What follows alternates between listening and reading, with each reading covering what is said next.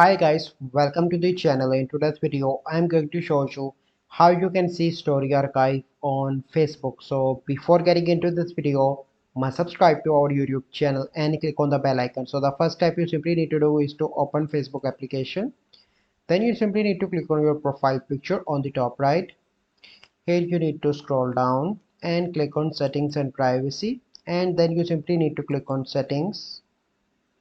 Here you need to scroll down. Here you can see activity log, click on that option. Then you simply need to scroll here and click on story activity. And then you need to click on archive on the top and click on story archive. And here you can easily see your story archive by clicking that like this. So this is a simple process by which you can see story archive on Facebook. So I hope you find this video helpful. If you find this video helpful, must like this video, subscribe to our YouTube channel for future videos. We'll see you in the next video. Thank you. Have a good day.